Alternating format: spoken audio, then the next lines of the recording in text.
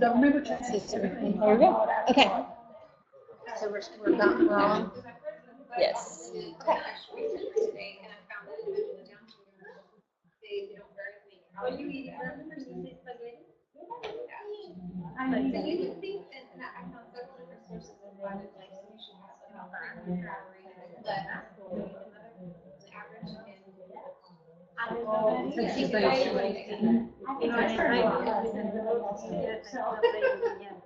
Okay, we're going to go ahead and get started with our afternoon session. And we learned a lot of good stuff this morning, and we'll have those slides downloaded in our archive so you all can look at that, or anyone that wasn't able to join us this morning will have access to the slides. And we're going to get started, and so now we've heard all the statistics and the details, and now we're going to get down to the nitty-gritty. And Lindy's going to show us some exercises, and she's going to show me how much sugar is in that one Coke I had today. And so thank you again, Lindy, for doing this, and we'll get started with our afternoon session. Thank you. A little disclaimer that in loading the slides, for some reason the afternoon slides, not the morning ones, into the program, did distort them. So any words that you can't read, hopefully I remember what I typed and be able to do that. But the slides that will be loaded to the DSAC website will not be distorted. For those that missed this morning, my name is Lindsay. I do work at the Human Development Institute as a health and wellness coordinator, and my background is in exercise science and psychology, and then my master's in health promotion for certificate in developmental disability. So, my dream job. Lindsay, you might have to speak up a little bit because we've got it. Oh, yeah. So the afternoon presentation is talking specifically more about, we've learned why it was important to make healthy choices and how to support individuals in making healthy choices. So this is the education on what are those healthy choices and how to engage in those. So that's our takeaway message from today. What does that look like to you? To be healthy is different to everybody, right? So we definitely want to respect that. We're going to do some education on that, some strategies on how to be successful. And this is your public service announcement that it is an interactive presentation with some audience participation expected. So, I want to hear from you questions. I might get you to move your body a little bit, right? So that's your warning. So what does it mean to be healthy, right? It is different to everyone. Usually on this slide, I'll ask you, and I'll click through these. So what does it mean to be? It needs to feel good. To feel good? Perfect. Some people say to be strong. Some people say to eat healthy, right? To be active, those kinds of things. The thing about it is that, it's different and it's definitely a choice. Like the picture down there where she's holding an apple and a piece of cake. Like, being healthy is definitely a choice. And so that's what is important about health promotion is that you're empowering somebody to make those healthy choices, right? So the next slide talks about this holistic idea of health. And so a lot of people, I think, focus a lot on the physical aspects of health, but really there's all these components that make up what is health. So you've got your social, the environmental, emotional, spiritual, and intellectual. That all go and correspond to physical. So let's say, for example, that you're stressed out and you're really anxious. So that's, that's something that's going to have some physiological effects to it, right? So you start to not feel well. And then because of that, maybe you don't want to get off your couch. You don't want to go out and see your friend. And that's going to affect your social health. And then you're going to start feeling alone and depressed. Now it's affected your mental health. So you can see these all intertwine and interconnect. And the positive is the same as the negative. So if you start to focus on your physical health and improve your nutrition and your exercise habits, it's going to flow over into those other ones as well. So it's all interconnected in this wheel.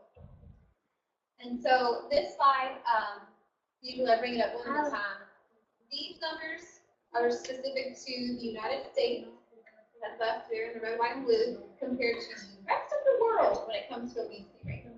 So for children, 29% of our U.S. children are overweight or obese, compared to 14% of the rest of the world. Throw that out there again. And then for adults, we're at 66%, which is over half of our population, for only 37% of the rest of the world.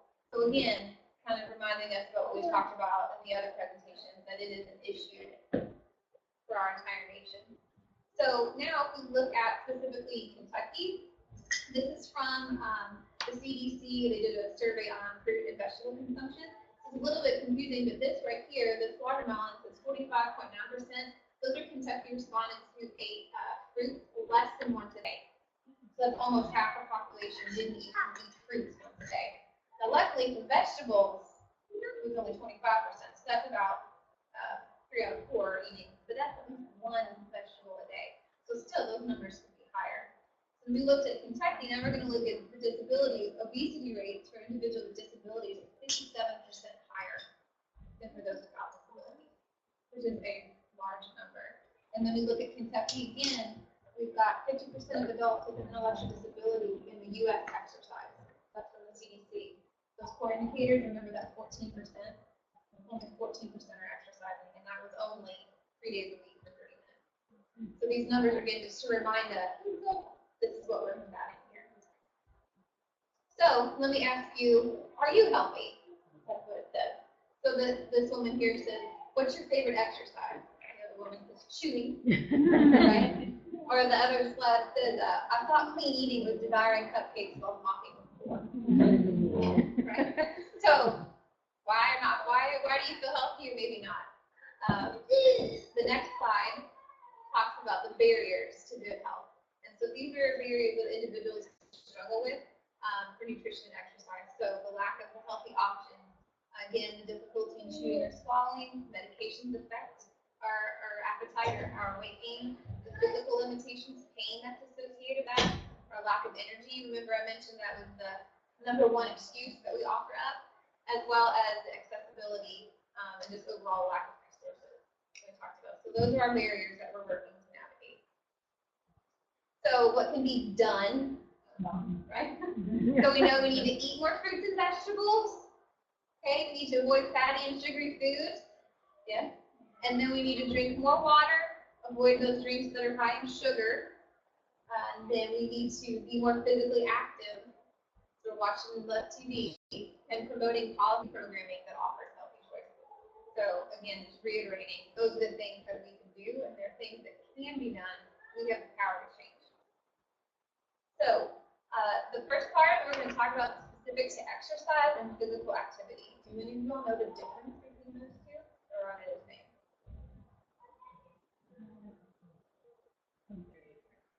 Think they're different? Yeah, that is right. So the difference between them on the next slide gives you the definition. And fitness is kind of thrown in there. That's actually your state of well-being. When we talk about your physical fitness, that's your state and level of fitness, right, and well-being. And then exercise is specific to structured movement with an intent to improve that health and fitness. That's what exercise is. Now, the thing about physical activity is that is any exercise or movement. So that can be walking the dog, doing house chores. How many of y'all have to go up and downstairs and do laundry? That's me.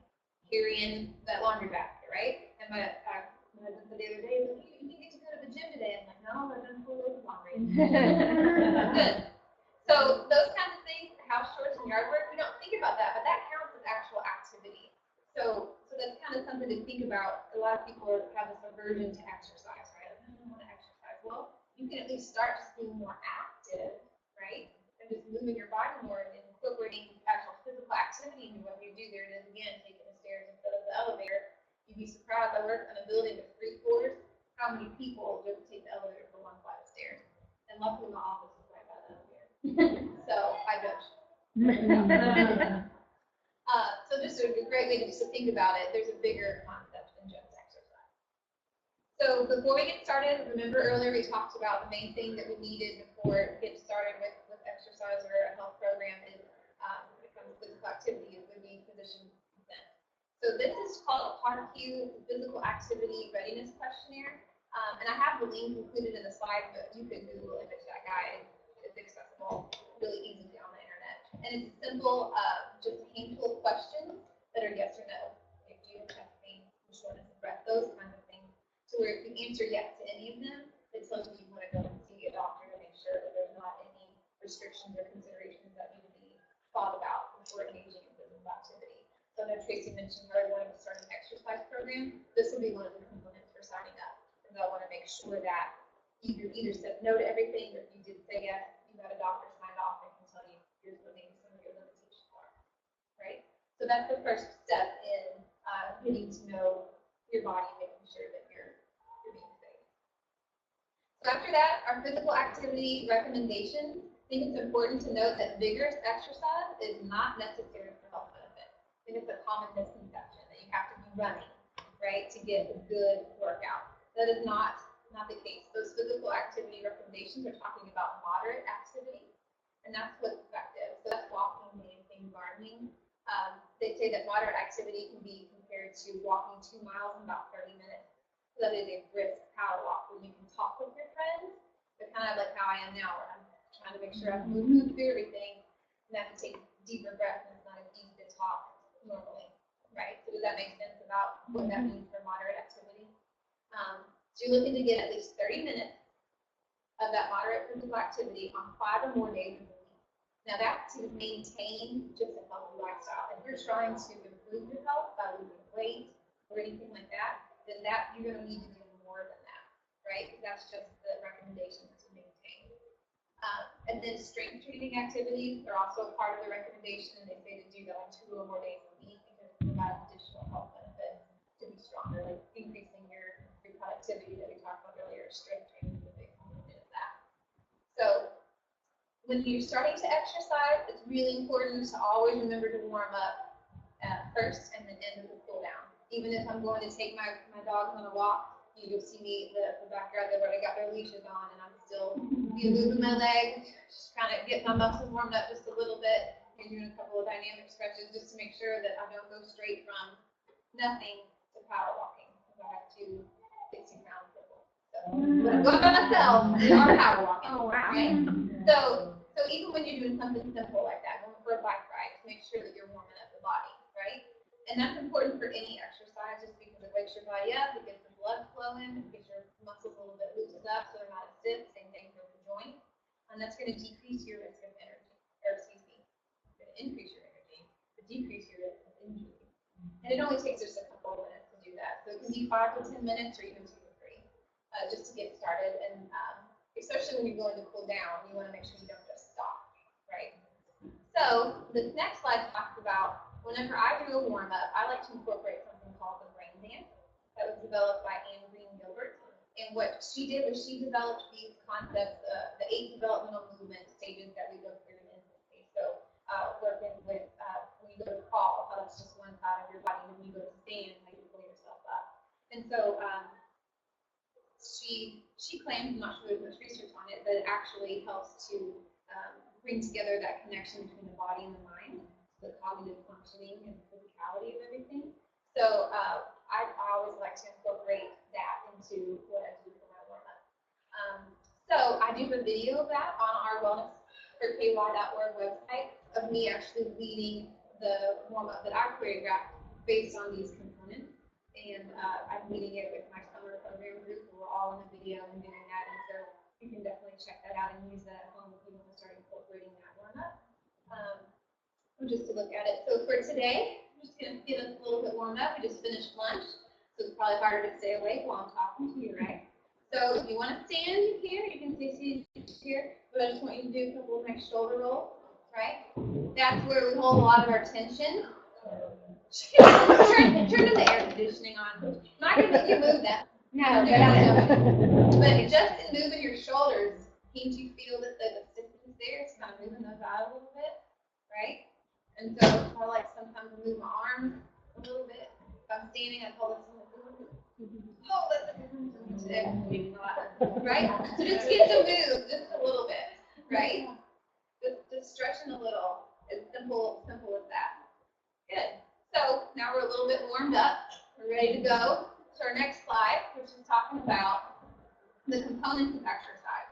And I adapted this from the Health Matters program that is an exercise and nutrition curriculum for individuals with intellectual disabilities that I ran on campus that we're doing a statewide programming for. I really liked how they designed this because you get components and everything, and it's easy to remember, right? So our components are called FABs. So I like to be like, so you want to be fabulous, you got to do your FABs, right? And that stands for flexibility, aerobic, balance, and strength. And those are all of our exercise components, neat and nicely concise put together in FABs. So we're we're gonna go through those. We're warmed up, right? So, as you go to approach each of those, there's something called the FIT principle, and these are your guidelines for fitness and physical activity. So frequency, so it's called FIT. That's talking about how many number of times that you do the exercise, right? And then the intensity is that level of difficulty. Remember I talked about moderate, where it's just as good as intense, or as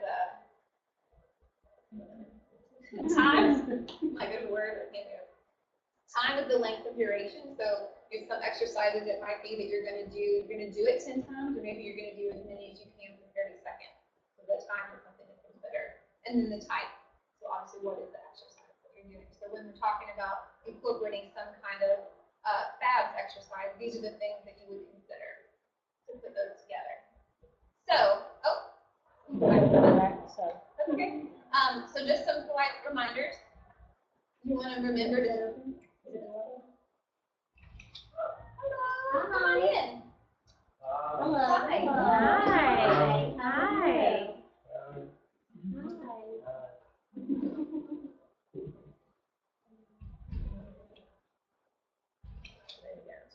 Heavy. Hello. How are you? Hello, how are you? Hi. Come on in. That's You're fine. You can see right here, and I see your grandson if you like. Your son, I'm sorry. I thought we met earlier, and I thought you confused with someone else. So just some things to remember before we get started, to start slow, right? So we've got the turtle. We want to make sure that we're working up to what we're comfortable with and what's going to set us up for success. Kind of like I had talked about earlier, you're not wanting to go straight to, I'm going to run 6 miles tomorrow. No, right? Right? You want to start, maybe start, see if I can get 1 mile in today. You're going to work to that bigger goal. And then you want to add variety. For humans, we get bored, right? The same thing over and over again. So you want to make sure to keep switching it up. And just as we get with that, also with our bodies get used to the exercises that we're doing, and our bodies can get bored, and then we can stop gaining benefits because our bodies got used to that, right? So we want to make sure that we keep the variety going. And then increasing intensity by adding weight or more body movement, the time and length, thinking about these FIT principles, and that's how you can increase your intensity. We're going to do more of them. We're going to add a little bit of weight to up the intensity, or instead of 30 seconds, we're going to try for 45 seconds or a minute. Those are other ways to up the intensity by thinking about that FIT principle. Okay, so now we're warmed up, right? Flexibility, that's our first component of our FABS.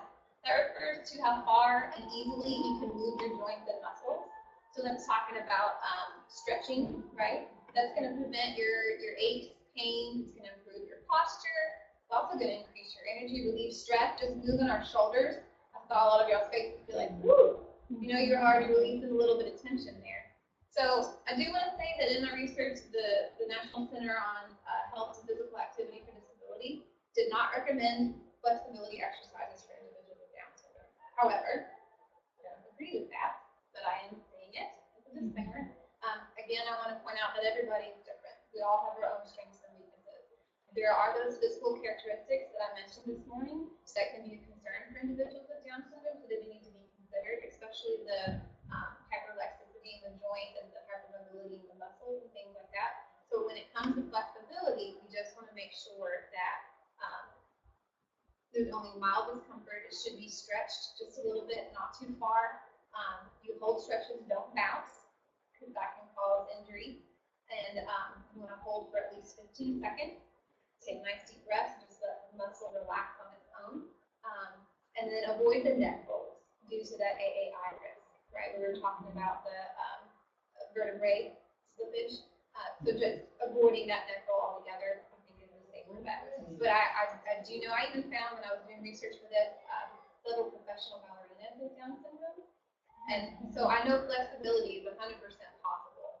I think it just is paying attention to what are the limitations and being challenging, but also being considerate of that and making sure it's safe. So those are the components of being safe. Good. Any questions on that? Okay. So we're all warmed up, we're stretched out, right? What's the A in our FAB? Aerobic. Right? So does anybody know what aerobic exercise is good for? Heart, good, that's absolutely right. So that's working on our heart muscle, making sure that that's nice and strong. So this is getting a cardiovascular workout, so it's continuous movement, so we can get our heart rate up. And it's going to improve our cholesterol, lower the blood pressure, resting heart rate. It helps decrease body fat because we're burning more. And then it's going to increase your ability to be active, do work. It even improves your immune system. And again, boosts energy. So funny how that works when you're thinking that your biggest excuse is that you don't have the energy to exercise.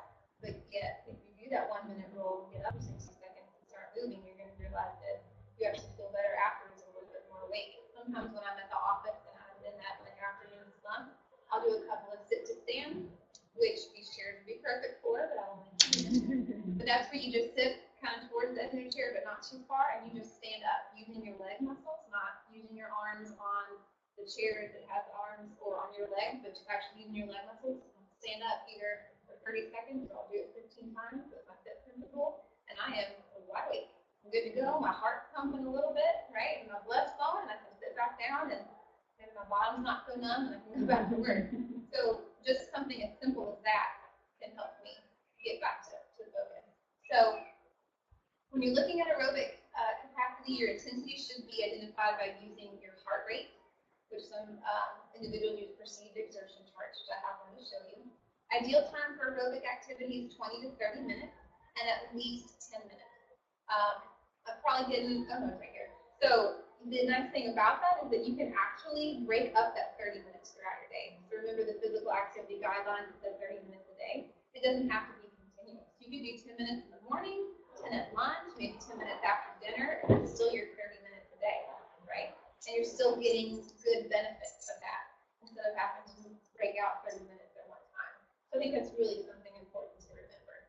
And then that 1 minute rule we talked about. If you're not feeling like it, you don't want to do it, at least take the time to put your tennis shoes on and get out there and get moving for 1 minute, and you'll surprise yourself and find it you feel. If not, I'll be surprised. So when it comes to the NCHPAD, the aerobic guidelines specific to Down syndrome, obviously we're talking about increasing cardiovascular fitness, and there are cardiovascular concerns with Down syndrome. Their recommended modalities include walking or jogging, and then stationary cycling on a bike. Any kind of low impact aerobic dance like Zumba. Y'all like those? But one thing about Zumba, obviously instructors are different. They have different styles. There's one in particular that I know of at the LHC gym that I go to who is all about jumping. So be careful. You don't want to hurt your knees or your back if you're doing a lot of jumping and you're dancing. So something to keep in mind. And then some other suggestions above and beyond that, swimming, or just getting out and being active, playing basketball or soccer, or even a game of tag. You're moving your body. And then things like jumping jacks, doing high knees, which no a skirt, but that's just try to get your knees to touch your hands. You're doing that something for 30 seconds and resting and then do it again. That's going to give you some aerobic capacity for those sit to stands that I talked about. And I know I mentioned it in my mind, I'm not sure if it's on the slide, but sometimes I'll do that with saying, okay, I'm going to watch this show, and I know it's an hour long, and it's pretty outside, I'm doing that instead of being active. Every commercial break, I'm going to do an aerobic activity. And I'll do something like that, like I said, stand, or something of that nature to get my heart rate up. Make sure I'm warmed up a little bit before the show starts, and then go at it. That's just a nice way to kind of break that up. So I talked about knowing what heart rate is. Does anybody know how to check that? Right? Check your pulse, absolutely right. So it's important to monitor that. So you can see here, you can check your pulse here on your neck, right in your carotid artery. You can feel that. You can feel it pulsing, or you can pull here at your wrist. Yeah. Everybody's alive, right? Just saying. So when we're talking about what the ideal intensity is, it's 60 to 80% of your maximum heart rate for the 3 to 5 days a week for the 20 to 60 minutes per session. That's what they're talking about. But how can you know that if you don't even know what your maximum heart rate is? So we could do that today. If we all felt our pulse and you counted how many heartbeats in 10 seconds. Actually, we'll do it for 6 and then I'll multiply it. We can do math on a day that's been all night I know. 7, right? Because it's 60 seconds, Okay. right? We'll do it for 6 seconds. 6 seconds. So you count your heartbeat and I'll count 6 seconds. Ready? And go.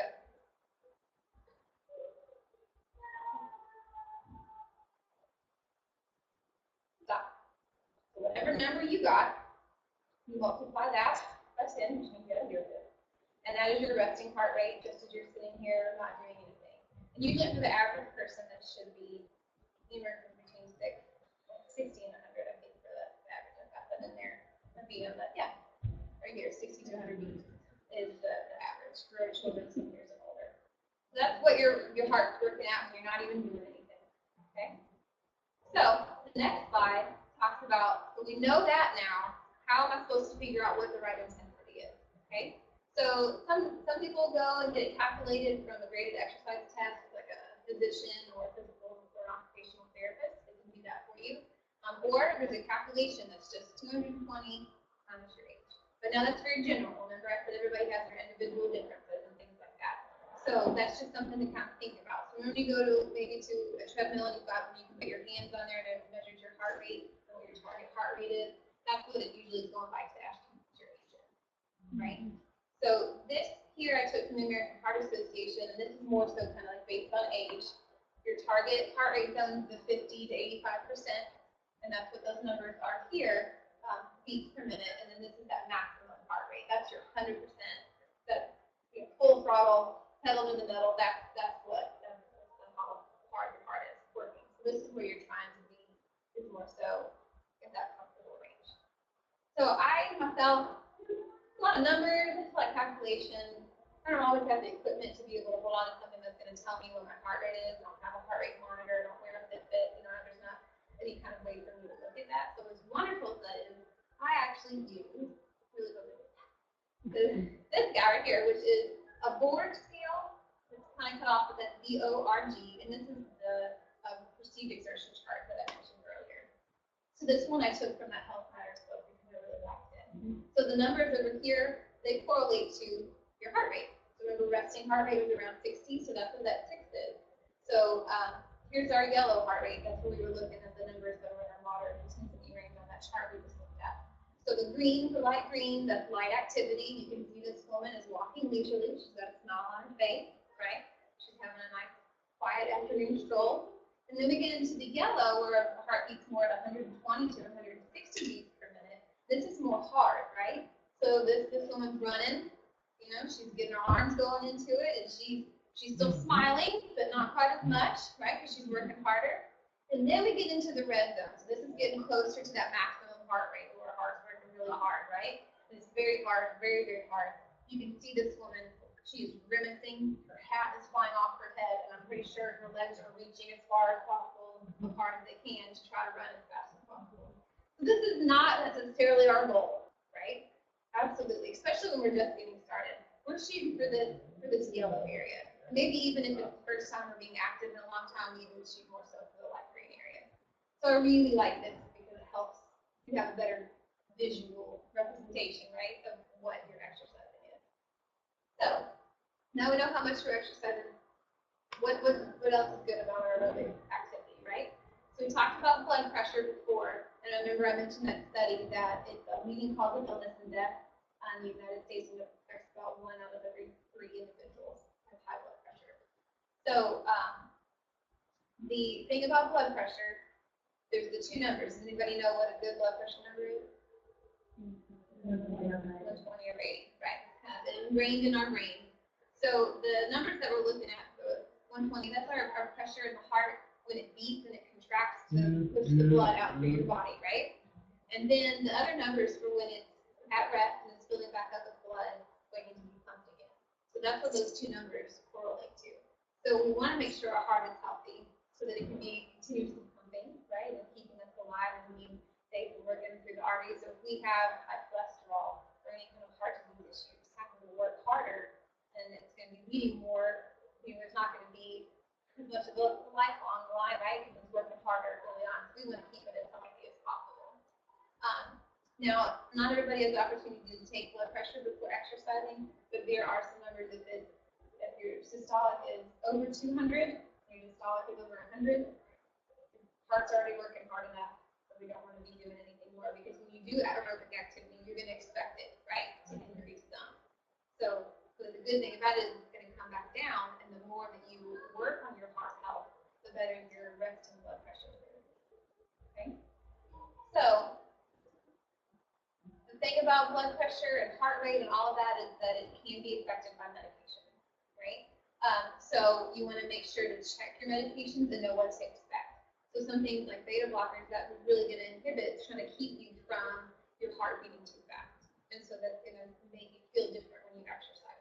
So here's just a list of some of the common medications that are associated with affecting heart rate or blood pressure.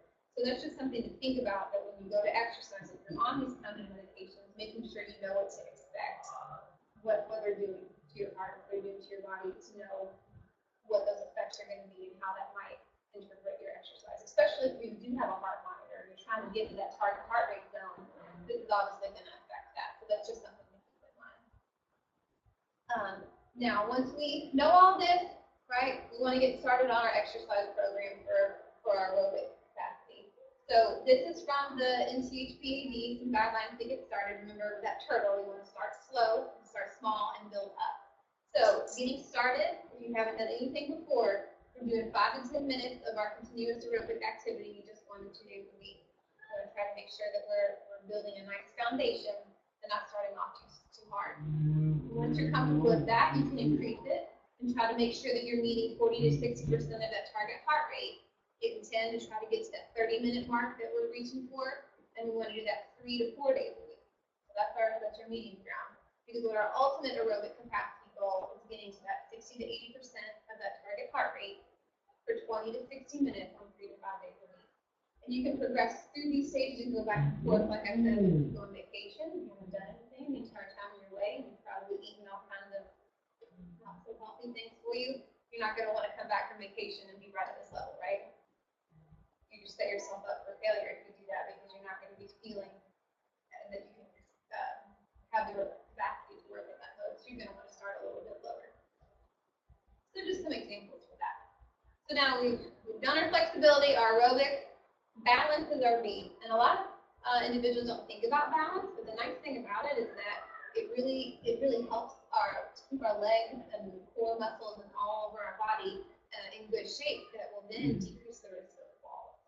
So especially as we age, and I know a lot of people, individuals with disabilities are living longer, right? So they're having to deal with the same issues of what we face when we're aging, and balance is a big one of those. And it's not always considered in an exercise program. So definitely want to consider balance for sure. So when you're working on balance, you want to increase difficulty by working through the stages of maybe making sure that you are holding on to something and then you let go. And then eventually, if you can even close your eyes after you've let go and working on your balance, that's the hardest way to work your balance. And that's obviously something that's not a little bit scary to do. So you want to make sure that you've got something you can hold on to right then and there versus being out in the open. You can also increase difficulty by holding your arms closer to your body versus having them out, as your balance regulators. And then you can even hold a weight to increase the intensity of working on your balance. And you can incorporate balance activities into any physical activity. I'll tell you, when I brush my teeth, I do calf raises. Standing there on my, anyway, as well, my doing, and I'll go ahead and raise up on my tippy toes, right? Because that's just the 2 minutes that I have to do that. I can be working on a little bit of my balance. And the thing about it too is to be creative for individuals in wheelchairs with limited mobility, right? When you think of balance, you think of standing on one foot or doing the calf raises. But there are individuals with the need to transfer themselves from their chair to the restroom or to their bed. That takes balance. It's just a different muscle. So we just want to be considerate of that when we're thinking about trying to work on each individual person's need for balance. So the next slide has some example balance exercises. And since we're all warmed up, you all want to do some balance work with me today. This is an exercise from the Health Matters program. And I always start at number 3 because it progressively gets harder, so I don't know why they put that one as number 1. So the first one here says that you just stand up and sit down without using any of the chairs on ours. So this is a sit stand, right? So we use it repetitively, at their aerobic capacity, but it also works our balance. Because as you're standing, you should feel your muscles, right, working in your legs and your glutes. If you're leaning forward, right, you're not really working those leg muscles. You want to try to squat and sit down a little bit. Does everybody feel that? A little bit? Yeah. Good. So that's that one. The next one says standing just on one foot. So if you're standing, you lift one foot. Do you feel all those little tiny muscles moving to keep you standing? Little teeny tiny muscles, right? Make sure you do OT about it. You gotta make sure you look like you're equal on both sides. That you do what? Both legs. Yeah. Oh. Yeah, no. John's supposed to be more balanced on one side, right? So you feel all those little muscles and you don't think about it, but they're working constantly for you to keep your balance. So think about when somebody trips up or down the stairs. If you have good, strong balance muscles, you're going to be more likely to catch yourself, right? That would happen to one of my girls in my program in the summer. She tripped going up the steps. And when it happened before class, she broke her toe. And then she tripped again after class, was able to catch herself because she had more ability in all those balances in your core. You see them working too when you work in on one foot. And then if you put them together, you can go up on your tippy toes. You feel them working differently in your calf. And if you flex your stomach, you're able to stand stronger. It's funny how all that works together. Yeah. You know, stretched out. That's cool down, right? So the last one talks about walking on a straight line. That's another great way to work on balance that you can incorporate into any of your exercise activities you're doing. So even right here where I've got the line on the tile, or you can use tape at home, but you just try to walk heel to toe. It's not necessarily as easy, but you can feel yourself working to keep yourself on balance a little bit. Right? See? Some everyone come in and like, oh, it's hard to know all this stuff, but you don't think about balance, right? But it really is an important exercise component. I'm proud of you all for standing up. So after balance, does anybody remember what the F stands for? Do you remember what the F stands for? Sugar. Strength. Strength. So strength, we obviously know that's working on the power of our muscles, right? So that's not the power, strength, the endurance, how long our muscles can contract. And by working on strength, it's going to actually improve our metabolism. So we talked about burning those calories. The more muscle mass you have, the higher your metabolism because it burns more calories at rest than fat does. So that's a great bonus. And then you're also going to have more mobility. It's going to decrease your risk of injury, improve, also decrease your risk of heart disease, lowers your blood pressure. It actually reduces fatigue and surprisingly it boosts your energy. And again, just from having stronger muscles. So theme there, I think, right? Mm-hmm. So with your strength exercises, again, you want to make sure to add variety and not work the same muscle groups 2 days in a row because we're muscles where they work and they need time to rest and heal. So you definitely want to make sure that you're giving them time to do that and not doing the same strength exercises back to back. The last repetition should be more challenging. If you see somebody doing bicep curls and they're just going as fast as they can like this, then they're obviously not thinking about those fit principles and they're not working their muscles as hard as they should. It should be something that you do that is slow and controlled, which is also important for safety, but also because it's going to work the muscle longer. So when you get to, let's say we're going to do 10 repetitions of something, that 10th one should be harder than the first because your muscle is starting to fatigue, right? Good. Okay. So when it comes to the NCHPAD strength guidelines for individuals with Down syndrome, they recommended having constant supervision, labeling machines with pictures, and providing verbal encouragement, as well as providing more visual instructions than verbal instruction. So that's again showing the exercise before getting started and doing the exercise along next to them, some kind of visual representation of what the expected exercise is. And then teaching clients to record their own information and improve that long-term adherence and empowerment. So that's keeping that schedule of log. So let's say you do have a gym membership and you're working on certain strength exercises, knowing what those exercises are, how many repetitions are we doing, how many sets of that, right? So maybe we're going to do 10 repetitions for 3 times, and then next month we're going to try and either up the weight or up to 12 times, something like that where you can keep it written down and tangible so you know what your goals are. This should be Maximize strength should be focused in large muscle groups, so that means legs, arms, your core muscles, those are the main ones. And then we're looking at, if you're talking about the moderate intensity is 70 to 80% of that target heart rate. And then the goal is to do 3 sets of 8 to 12 repetitions. That makes sense to everybody, so 8 to 10 times of the exercise for 3 times. That's how to break that down. Good. So one of the suggestions was circuit training, which is a great way for individuals with and without Down syndrome to incorporate exercises. And so that can be for strength or even for anything. So this is just an example showing that if we were to do circuit training, let's say in this room, each part of the room would represent a different exercise. So maybe you would do your sit to stand over here, and your calf raises here, and maybe you do high knees for 30 seconds here. Whatever it is, it's a circuit. So I've done this and used the health passport for that. So you go around the room and get your stamp at each station to show that you did the exercise. Or maybe you have to go around the world 3 times to be able to finish the circuit. So that's a great way to incorporate having some variety as well as some fun, because it's just you're making it different. So the thing about this, you can do it different times. So either you're going to have 30 seconds at each station with, or 2 minutes at each station with 30 seconds of rest in between. And that's just doing as many as you can. Or you can do it differently and say you do 10 of each at each station, and then you go through it 3 times. So you can even add some variety there. The thing about circuit training is making sure you want to be safe about it. So if we're doing something like this, you need to ensure that there's proper form for all of those exercises, right? That you're incorporated, and making sure that the knowledge is there to perform those exercises safely and what it is that's expected, and then the actual ability to perform the exercise.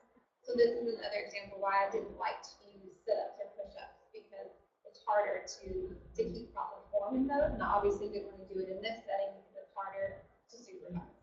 But it's still a great way to incorporate your activity.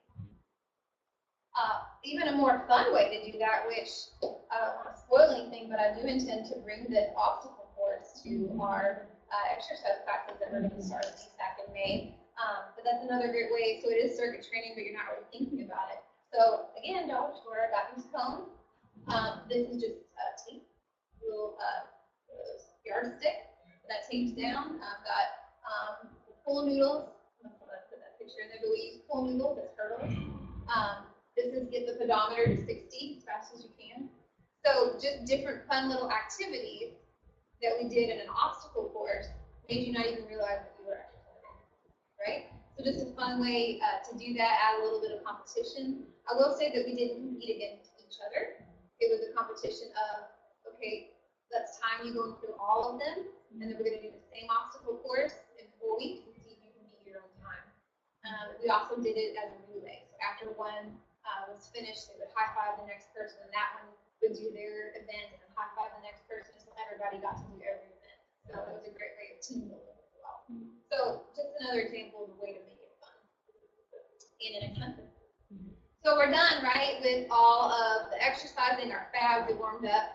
Remember how I said it's important to cool down? So this is where we're helping our body, our muscles stop working in a slow fashion instead of just stopping. So we don't want the lactic acid to build up in our muscles, which creates more soreness. We want to make sure that it's bringing our heart rate down slowly and safely. That's why when you see people running on track when they're done, you're supposed to walk with their arms up so that way they can get more oxygen and they're not just stopping running. They're still cooling the body down. And then we want to add some stretching in there. So that's why even when you did your calf raises, I told you to give me some heel tap, right? So that you got a little bit of stretching. And so about the cool down, the thing that I like to do the most is just take 3 big deep breaths. That's kind of a reminder that we're done with our exercises. When we get back to our day, and let's have a little bit of stretch for you. So if you will, let's take 3 deep breaths with me, and we'll finish our cool down for the day. Breathe out. That was good. I'm hearing this.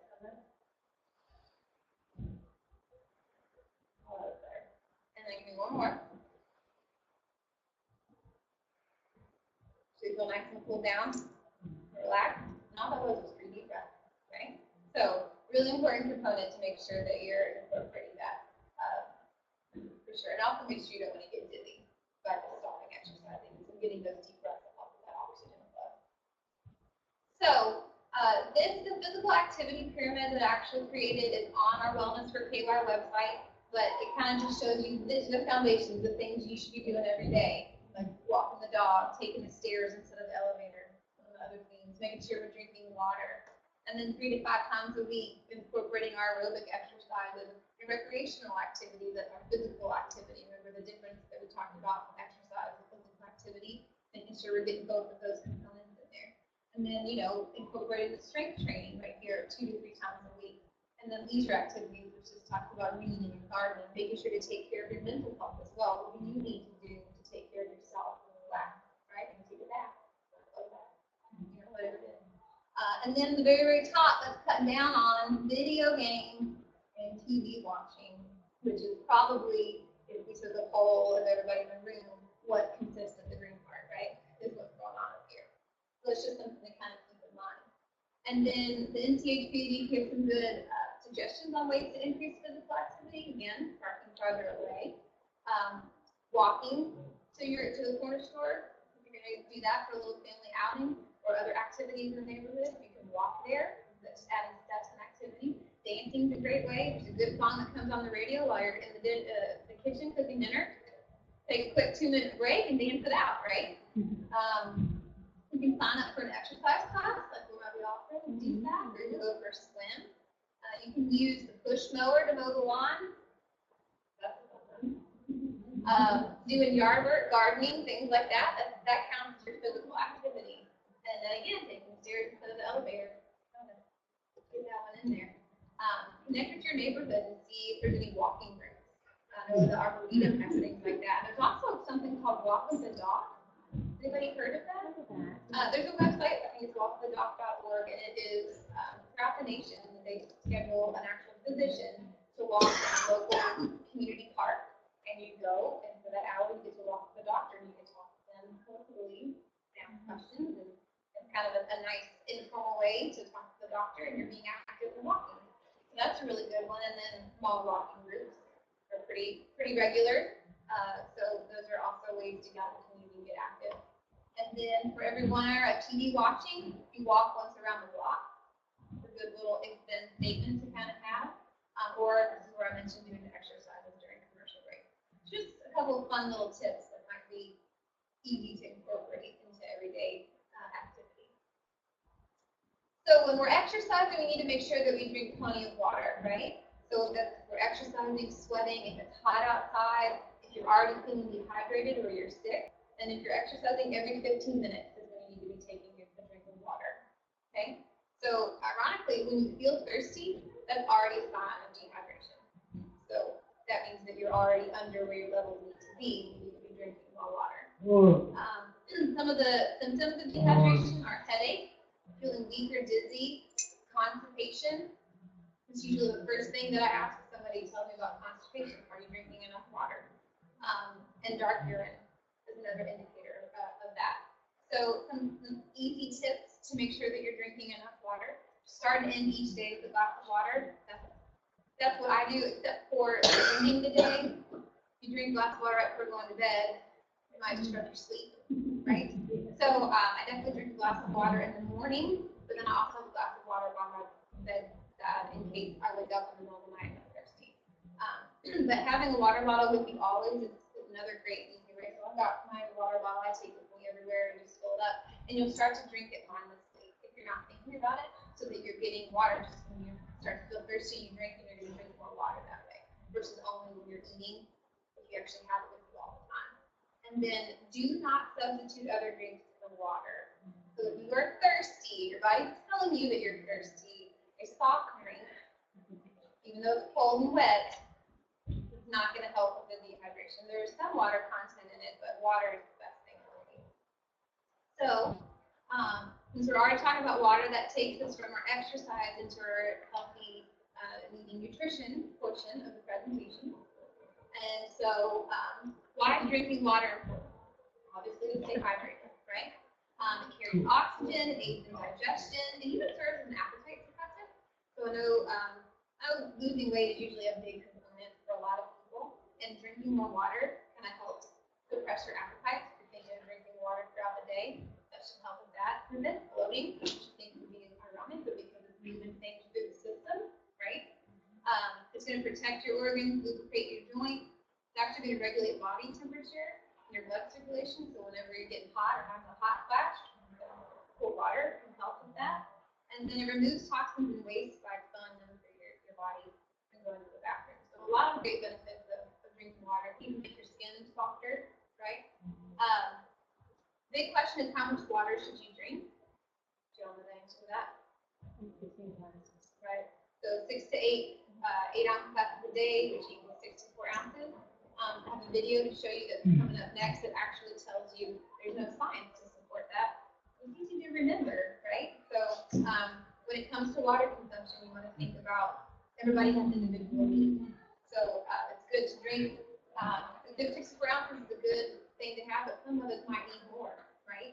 Especially if we're exercising or it's hot out or we're working on something. Some of us might need a little bit less. But either way, you just got to listen to your body and shoot for 64 ounces, but also pay attention to if it's not enough. And then this little part here, this says, you better not drink that. It might be recycled water. The dogs talking to each other. And that is put that in there to show you that research actually shows that bottled water is just as good as tap water. There's no specific benefit of having to purchase bottled water. I know there's questions about fluoride and things like that. And you can buy the filters for home with the riddle filters that you can get. But actually, if you're saying I have to have bottled water, there's no research to say that it's that much better for you. Okay, so the next one should be our water video. Okay.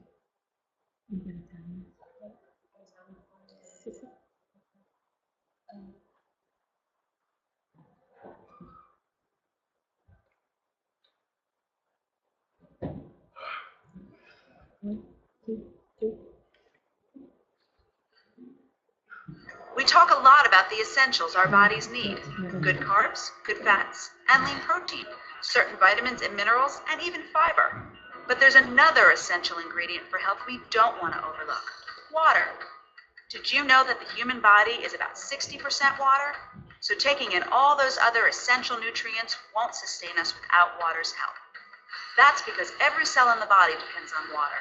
It carries nutrients to our cells and helps us flush out toxins from our organs. Drinking water restores fluid lost to metabolism, breathing, sweating, and the removal of waste. It's important to drink water before you feel thirsty. That's because thirst is often the first symptom of dehydration. So if you're feeling thirsty, you're probably already dehydrated. If it's hot outside or you've been exercising, you'll want to increase your water intake. And what about the opposite? Drinking too much. You may have seen stories in the news about marathon runners and overhydration. However, this is pretty uncommon. Drinking too little water is more of a worry. The key to hydration is to focus on moderation. Here's a question my patients ask all the time: how much water should I drink each day? 8 glasses a day isn't the magic number. There's no scientific evidence behind it. Recommendations vary anywhere from 8 to 15 8-ounce glasses of water a day.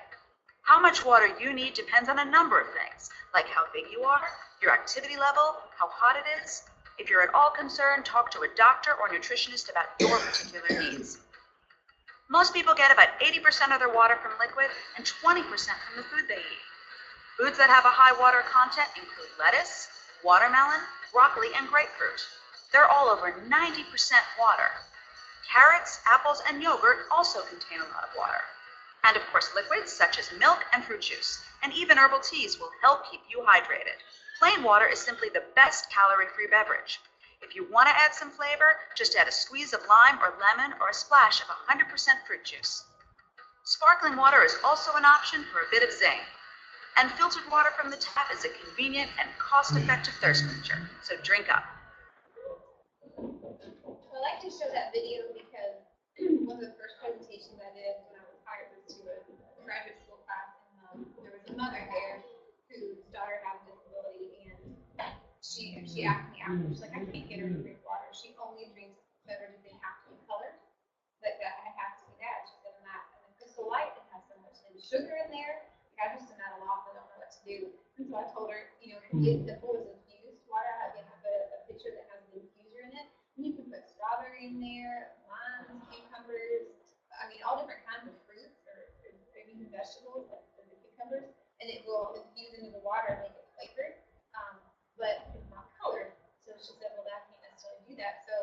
suggested the Mio. You've seen those in the commercials, the cartoon running around. That doesn't have sugar in it, it just has B vitamin. And so she started using that, and I saw her several months later at a conference, and she cried and hugged me and said, I cannot tell you how much better my daughter feels because she's not constipated, she's not bloated, her belly doesn't look pregnant anymore, and all it was drinking more water. And so that Joe's been talking about all these healthy behaviors. I'm sure you're wrapping your brain like, that one's going to be hard to adjust to. I don't want to give up my soft drinks and things like that. Water should be an easy one to start with when it comes to nutrition and drinking more water because it's available and we can make it taste good or look good, and it's so beneficial for us. So I like to share that story just to let you know that it's easy to do and definitely worthwhile because there's so many benefits from it. So since I'm probably the only one that drinks as much water as I do, what are you all drinking instead of water? Tea. Maybe some soft drinks, lemonade. Yeah. Now this rethinkyourdrink.org that I had mentioned this morning, this is one of their flyers that they have. So you'll see it goes through different drinks and how many tablespoons of sugar in each of those, and these animations show, I think it's for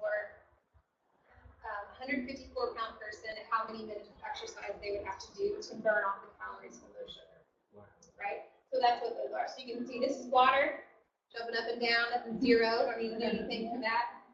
This one here is the bottled tea, like the Lipton, maybe, or those green teas that you see. That's got 14 tablespoons of sugar, and that's 40 minutes right there. You're not necessarily thinking about that, right? The vitamin water, you're all like, oh, that's a good healthy alternative, right? That one's got 8 tablespoons, and that's 30-something minutes of activity. And then the orange soda drink, like the Crush, that's actually the worst soft drink for you. It has the teaspoons of sugar. Those energy drinks, oh, sugar in the energy drinks, like all the energy you need to burn that off. And even the Gatorade and the soft drinks. So now that I'm talking about this, I'm feeling kind of thirsty. So I'm going to see what I've got in my bag. I'm not feeling water anymore. I think I'm going to take this Coke.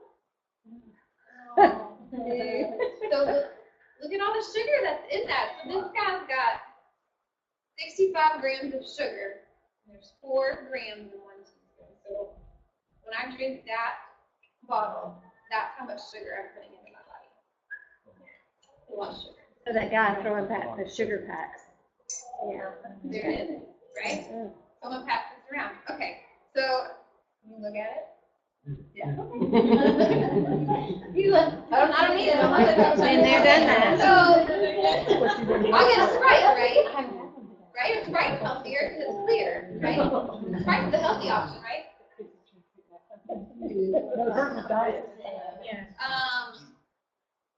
I thought the Sprite was a healthier option, but they only have 1 gram less sugar than Coke.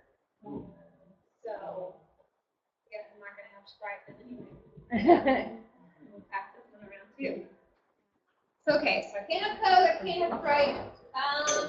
I'll just get a smaller bottle. That's my problem, right? It's just one of those big bottles. So I'm gonna get this guy Mountain Dew. It's smaller. Oh, this is one of the most sugared soft drinks. Is Mountain Dew. Yeah, that's one of the worst ones for you. So there's just about as much sugar in the smaller one as there was in the bigger guy right there. Look at that. Look at all this sugar in there. It's a lot. So, okay, I've exhausted my soft drink options. I'm done. I'm convinced I don't want those. I'll get some juice, right? Right? That's healthy. I got some Simply apple juice right here. Oh, gosh. Look at that. Now, it's not from concentrate, so I know that that's healthy. It's 100% juice, so I know that's what I'm supposed to look for. But you don't think about the hidden sugars that are in juices. Yeah? So my colleague, actually, she has 2 kids at home. She gives them this much juice and puts the rest water to dilute the sugar content of the juice that she's drinking. But you'd be surprised how many people don't think about the sugar content in their juices, right? Okay, I'm giving up. I'm done. I'm just going to get a Gatorade, right? But I need something that's flavored and not feeling like cutting up some fruit.